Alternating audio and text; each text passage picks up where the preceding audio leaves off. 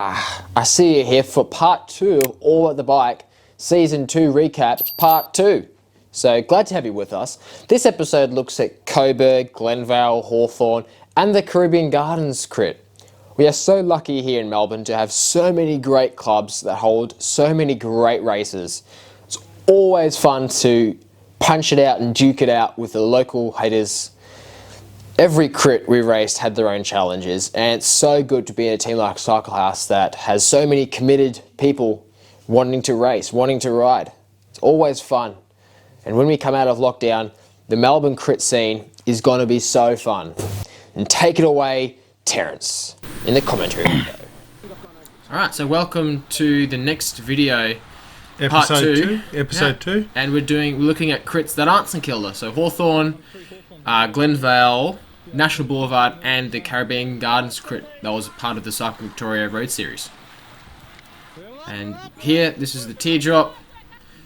Long time ago now, Dad. Do you remember This is much last of it? year. I don't remember much of it, mate. All the crits sort of blur into one. Really, when you look at it from the sideline, you sort of remember more from the results than you remember the race themselves because... let's be honest, some of them look very similar one after the other, don't they? Yeah, they definitely do. I think this one here, I'm on towards the front, and just feel the legs, and it's just time to go full shend off the counter attack. Marco comes in. One of our most popular videos is the one where we just happened to capture the guy clipping his pedal on the corner and almost going over the handlebars. Oh yes, I remember that one. That's one of our most popular videos, and we should link that in the top of this one. It was very lucky that he didn't come off, but by God, it gave us some good vision, didn't it? Yeah, the Hawthorn crit is fairly notorious for claiming victims of pedal bashing on the ground. And it's just such a great crit, though. It's in a good location, right near town. Perfect location for straight after work. Yep, the Twilight crits. I think the Hawthorn is the most fun.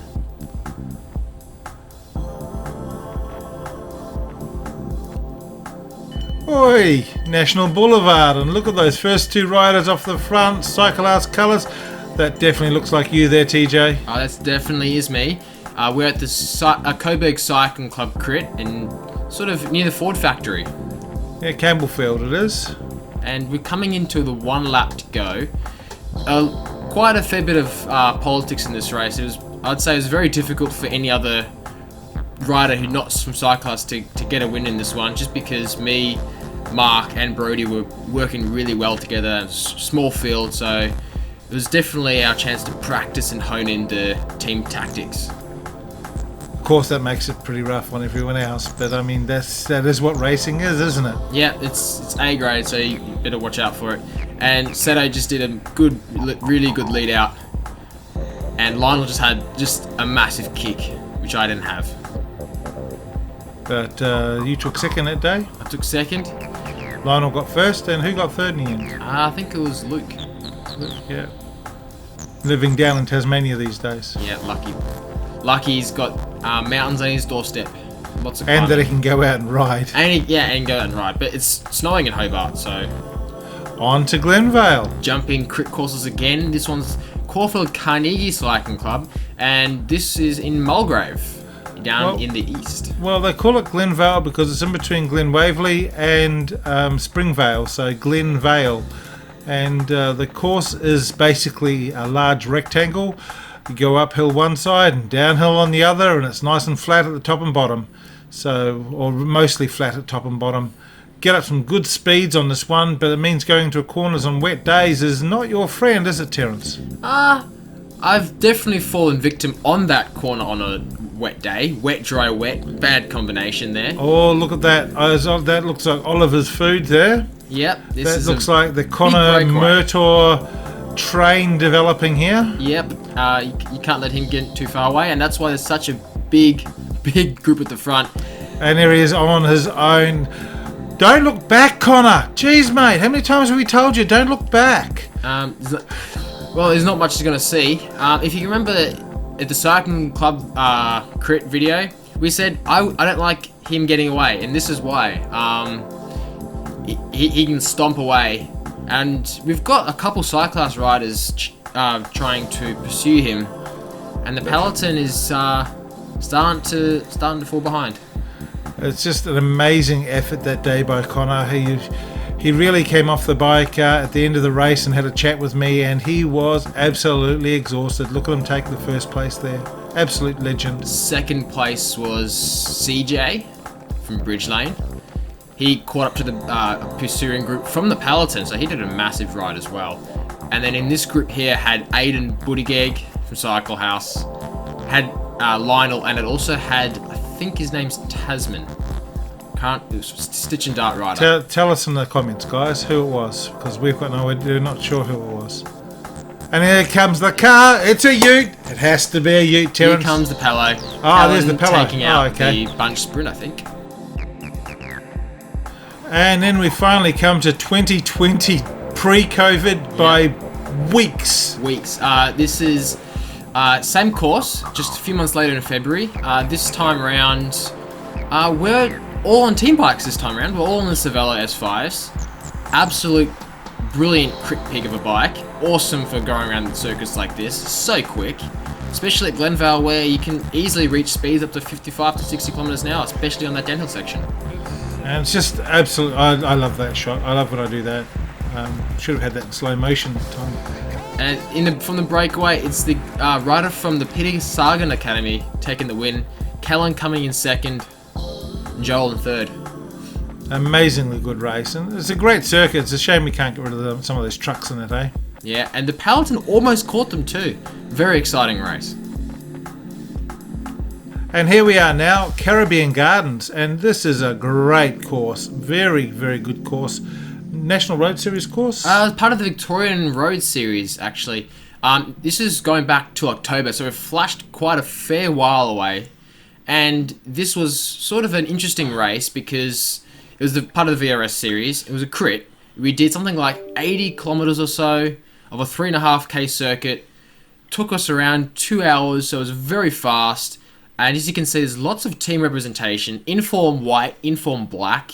There's a Bridge Lane. There's some Total Rush. There's some Van Dam. There's some Peak Cycles riders. There's us Cycle House. And I think that just about covers it. And there's Nero Bianchi with Bentley and N2SH.